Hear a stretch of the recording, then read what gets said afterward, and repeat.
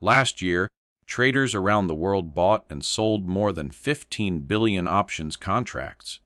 And according to one of the largest regulatory studies ever done on individual traders, roughly 9 out of 10 of them lost money.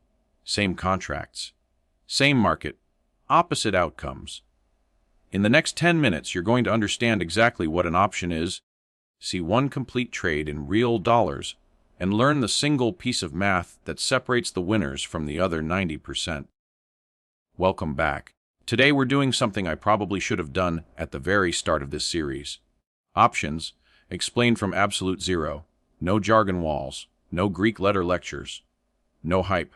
Here's the plan. First, I'll show you what an option actually is, using an analogy you'll never forget, and I promise, if you understand a house deposit, you already understand 80% of this. Second, we'll follow Marcus through one complete options trade with real dollar amounts, and we'll watch the exact same trade end 3 completely different ways. And third, I'll walk you through the 5 mistakes that do the most damage to beginners, so you can recognize them before they cost you anything. One thing this video is not: a promise of easy money. If you've seen our earlier video on why most options traders lose, you know these markets are brutal to the unprepared. This is the video that does the preparing. Let's get into it. Let's start with the most important sentence in this entire video. An option is not a stock. When you buy a share of stock, you own a small piece of a company. When you buy an option, you own a contract, an agreement about a stock. Specifically, an option gives you the right, but not the obligation, to buy or sell a stock at a fixed price before a fixed deadline. Right? Not obligation. Fixed price. Fixed deadline. Here's the analogy I want you to hold on to.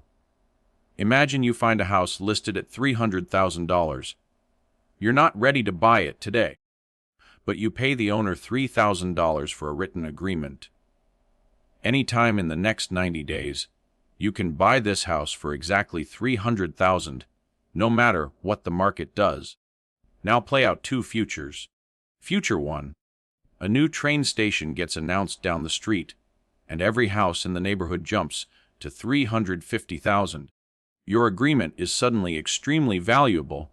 You hold the right to buy at $50,000 below market price. You could use it, or you could sell that piece of paper to someone else for a serious profit. Future 2. Prices fall instead. You simply walk away. You lose the $3,000 you paid for the agreement, and not $1 more. That agreement is an option. The $3,000 you paid for it is called the premium. The locked-in price is the strike price, and the 90-day deadline is the expiration date. In the stock market, there are exactly 2 kinds of these contracts. A call option is the right to buy a stock at the strike price. You'd buy a call when you think a stock is heading up. A put option is the right to sell a stock at the strike price. You'd buy a put when you think a stock is heading down, or, as we'll see with Marcus, when you want to protect shares you already own. Calls, the right to buy. Puts, the right to sell. That's the entire vocabulary lesson. Now, every options quote you will ever look at is built from just 4 numbers, so let's lock them in. Number 1. The strike price, the locked-in price. Number 2. The expiration date, the deadline. Number 3. The premium, the price of the contract itself, and here's the catch, it's quoted per share. Number 4. The multiplier, one standard contract covers 100 shares. So when your screen shows a premium of $1.50, that contract actually costs you $150. That multiplier trips up more beginners than anything else, so burn it in. Whatever premium you see, multiply by 100. And remember, every contract has 2 sides. The buyer pays the premium and receives rights. The seller collects the premium and takes on an obligation. If the buyer chooses to use the contract, the seller has to make good on it. Buyers pay for choices. Sellers get paid for promises. In this video, we're focusing on the buyer's side because that's where nearly every beginner starts. So why does any of this exist? 2 honest reasons. Reason 1 is leverage. An option lets you control the upside of 100 shares for a fraction of what the shares would cost, which magnifies your wins and your losses, as Marcus is about to demonstrate. Reason 2 is insurance, and this is the original purpose. A put option on shares you already own works exactly like an insurance policy on your car. You pay a small premium, and if disaster hits, the policy pays out, and this is no niche market. In 2025, total options volume topped 15.2 billion contracts, the sixth record year in a row, and individual retail traders like you and me accounted for roughly half of the daily volume. Which brings us to the catch. As a buyer, your maximum loss is capped at the premium you paid. That sounds safe, but the trap is hiding in the deadline. A stock can be wrong for a year and still recover. You can simply wait. An option cannot wait. It expires. So when you buy an option, you are never just betting on direction. You are betting on direction, on the size of the move, and on a deadline, all three at once. Hold on to that, because you're about to watch it play out in dollars. Time to bring Marcus back in. Marcus has a $5,000 trading account, and he's been watching a stock that's trading at exactly $50 a share. He's convinced it's going to rally over the next month. The old Marcus would have just bought shares. The new Marcus opens the options chain and buys one call option. Strike price $52, expiring in 30 days, premium of $1.50 per share. One contract, 100 shares, total cost, $150. Now, before a single day passes, one number, the one most beginners never calculate, break-even. At expiration, his break-even is simply the strike price plus the premium. 52 plus 150, $53.50. The stock is at 50 today. So for Marcus to make even $1 holding this to expiration, the stock doesn't just need to go up. It needs to climb 7% in 30 days past 53.50. Keep that number in mind. It decides all three endings. Ending 1, the dream. 30 days later, the stock closes at $56, up 12%. Marcus holds the right to buy at 52, so his contract is worth $4 a share, $400. He paid $150. Profit, $250. That is a 167% return in 1 month. Now compare. If Marcus had put his whole $5,000 into 100 shares instead, he'd have made $600, a 12% gain. The option turned a 12% stock move into a 167% return. That's leverage. That's the ending you see in every screenshot on social media. Ending 2. The trap. And this is the most important 60 seconds of this video. Same trade. This time the stock closes at $53. Understand what just happened. Marcus was right. The stock rose 6% in a single month. That's a genuinely good call. His contract, the right to buy at 52 with the stock at 53, is worth $1 a share. $100. He paid $150. Marcus lost $50, a third of his money, on a trade where he correctly predicted the direction. Meanwhile, a boring shareholder who just bought the stock made $300. Read that again. With options, you can be right about the direction and still lose, because the premium you paid already had a move priced into it.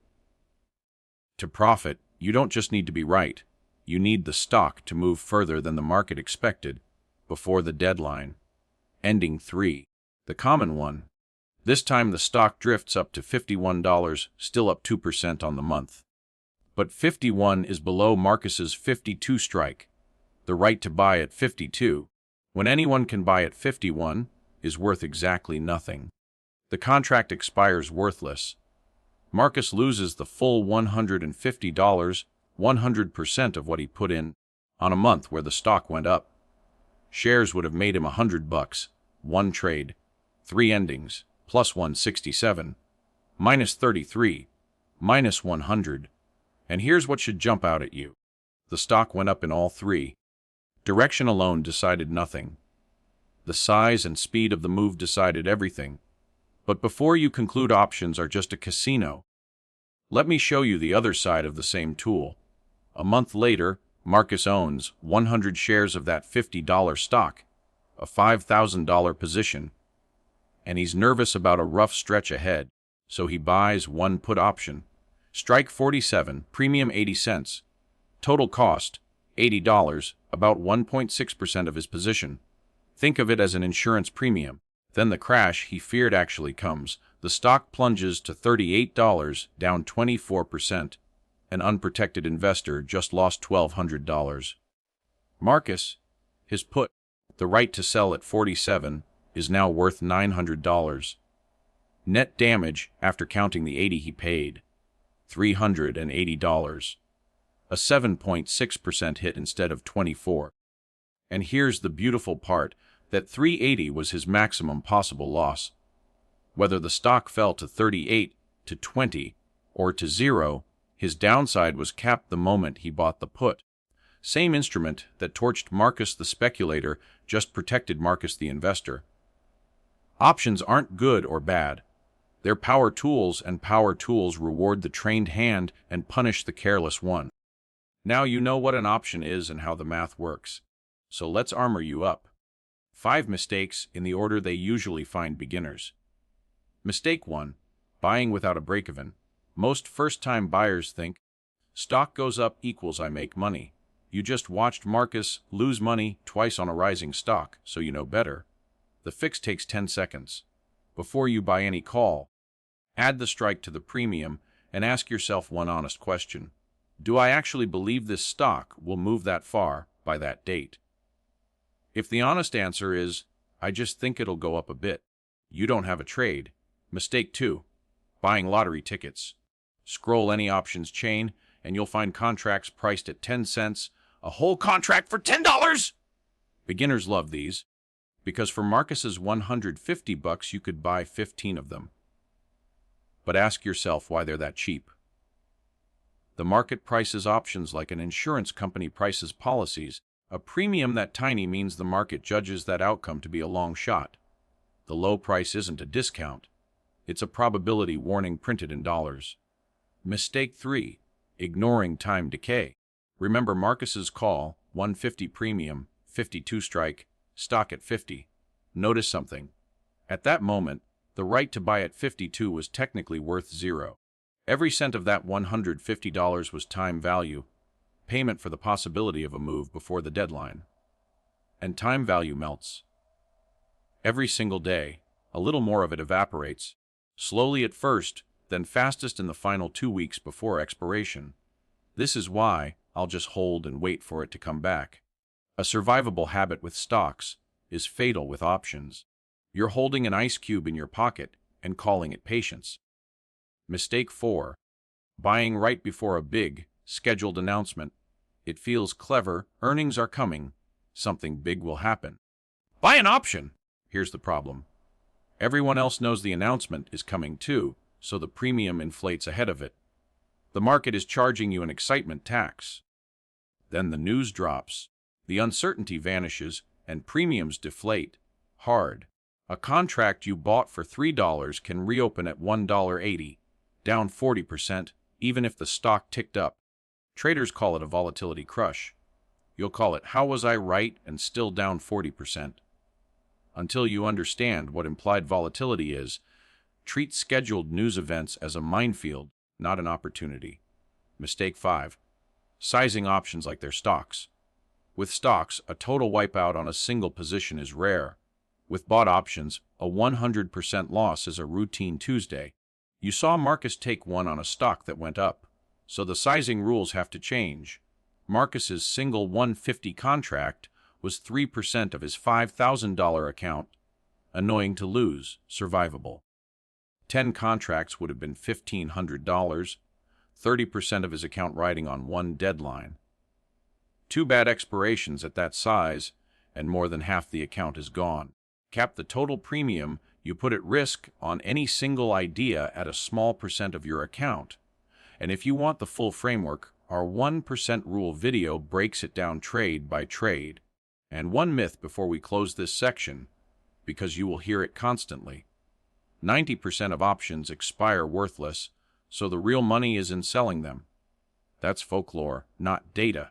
Exchange statistics have shown for decades that only around 10% of contracts get exercised, but 55 to 60% are closed out before expiration, and only roughly 30 to 35% actually expire worthless. And that 9 out of 10 traders lose figure from the top of this video. That's a statistic about traders, not contracts, and it's driven overwhelmingly by the 5 mistakes you now know how to spot. The statistics don't lose the money. Behavior does. If this video just saved you from even one of Marcus's $150 lessons, tap the like button. It genuinely helps education outrank hype on this platform. Send it to the one friend who keeps posting option screenshots in the group chat. You might save them a lot more than $150. And if you're new here, subscribe. This channel builds in order. Foundations first, strategies second, with the psychology that holds it all together in between. If you remember one thing from today, make it this. An option is never just a bet on direction. It is a bet on direction, size, and time, all three priced into the premium before you ever click buy. So make the break-even calculation your ritual. Strike plus premium every single time, before any money moves. That one habit puts you ahead of most of the 9 out of 10, ready for the next step. Watch our video on why 90% of options traders lose money. Now that you know the mechanics, the reasons will hit completely differently. And because the biggest account killers in options are behavioral, not mathematical, our trading psychology series, Revenge Trading FOMO, and the confirmation bias episode coming up is where the real edge gets built. If instead you're realizing that slow and boring might be more your speed, our compound interest video makes a surprisingly strong case for it. Quick reminder, this channel is education, not financial advice. Options involve substantial risk of loss and aren't suitable for everyone. So always do your own research before risking real money. And that's a wrap on today's topic. If you found this helpful, be sure to hit like and subscribe so you never miss a lesson. Have a question about what we've covered today? Drop it in the comments below. I'll be answering the best ones. If you want to dive even deeper, click on this next video somewhere on the screen, where we explore next topic. Thanks for learning with me today, and I'll see you in the next one.